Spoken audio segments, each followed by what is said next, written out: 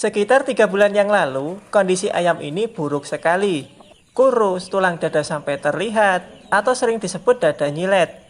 Dan bulunya pun jelas berantakan. Bahkan kalau dibandingkan dengan keenam ayam ini di usia yang sama, berbeda jauh. Dari satu keturunan ada 8 ekor. Jujur saja waktu itu saya putus asa. Daripada menghabiskan waktu dan banyak pakan, 6 ekor saya jual ke pedagang keliling. Saya sisakan satu yang posturnya masih terlihat bagus. Dan satu lagi ini karena nggak laku. Nah, bandingkan dengan saudaranya ini. Bisa kalian bayangkan kondisinya dulu bagaimana parahnya. Dijual nggak laku, disembelih nggak ada dagingnya, diberikan ke orang pun nggak bakal ada yang mau.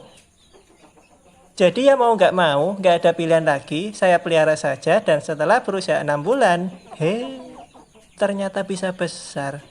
Saya sampai heran, tidak menyangka kalau ternyata masih bisa tumbuh seperti ini. Apa penyebabnya dan bagaimana cara saya merawatnya? Pertama, ini bukan ayam kerdil. Kalau ayam tinggi kurus bisa digemukkan. Tapi kalau kerdil, kan nggak bisa ditinggikan. Kalau dari satu keturunan yang padahal satu kandang dan pakannya sama, tapi ada yang posturnya jauh lebih kecil, itulah ayam kerdil. Contohnya keenam ayam ini tidak ada perbedaan yang jauh dari postur badannya. Berarti tidak ada yang kerdil. Nah, penyebabnya adalah cacingan. Memang yang satu ini kalau sudah kena, khususnya usia 3 bulan ke bawah agak susah dibasmi. Dan kalau sudah sembuh, butuh waktu lama untuk pemulihan. Berbeda dengan sakit murung, demam atau pilek, setelah diobati 1-3 hari sudah sembuh.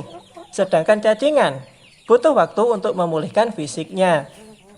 Lalu bagaimana cacing tersebut bisa masuk ke dalam ayam? Kan nggak mungkin merayap masuk begitu saja. Waktu itu saya coba membuat pakan alternatif dari kulit pisang, dedak, jagung aron atau rebus, dan tetelan, serpian dari irisan ikan tongkol. Kulit pisang dicuci, ditiriskan, dipotong kecil-kecil lalu di blender sehingga teksturnya seperti dedak. Dan ikan tongkolnya dikukus dulu. Semua bahan dicampur jadi satu dan fermentasi selama 3 hari. Entah prosesnya yang kurang tepat atau ada bahan yang terkontaminasi sehingga perlu diproses lebih lanjut, saya kurang paham. Tapi ayam saya tidak ada perkembangan, malah tambah kurus. Waduh, ini harus dihentikan. Padahal mau saya share videonya, tapi karena hasilnya begitu ya nggak jadi. Itu tadi penyebabnya, lanjut ke cara merawatnya. Pertama, stop pakan alternatif yang aneh-aneh. Kalau seperti sayuran, nasi karak, atau pakan alternatif yang sudah jelas baik, itu nggak apa-apa. Yang paling bagus hanya diberi makan fur. Atau kalau yang sedang seperti saya, campuran pakannya ada fur, nasi karak, sayuran, dan sedikit garam dapur. Itu pakannya. Kedua, kalau ada sinar matahari, ayam dijemur sebentar saja. Selebihnya ayam di dalam kandang seterusnya. Ketiga, saya obati dengan obat cacingan untuk kita. Saya lupa namanya tapi harganya di kisaran Rp18.000 di apotek. Kalau nggak salah isi 2 butir. Caranya, berikan 1/4 butir di pagi hari sebelum makan. Dan jangan diberi makan sampai sore, hanya diberi minum.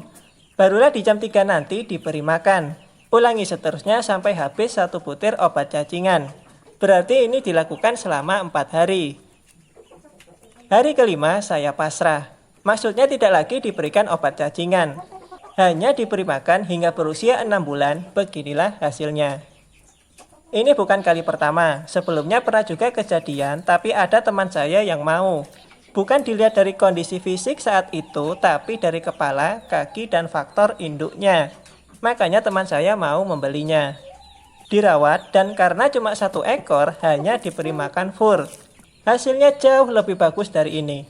Itu tadi, karena bukan ayam kerdil. Kemudian untuk pencegahan ke depannya, khusus ayam usia di bawah 3 bulan, hati-hati dalam memilih, mengolah, dan menggunakan pakan alternatif. Jangan berlebihan. Kalau sumber pakannya nggak jelas, meragukan, mending nggak usah. Gara-gara kejadian ini saya sampai trauma. Makanya di video terbaru saya jarang menggunakan pakan alternatif. Karena tidak ada waktu untuk membuatnya dan ya trauma itu. Jadi kalau ayam kalian mengalami hal seperti ini, jika merasa terbebani atau buang-buang waktu, kalau laku dijual saja. Atau kalau berasal dari indukan bagus dan mau bersabar, bisa dirawat intensif. Semoga bermanfaat dan terima kasih.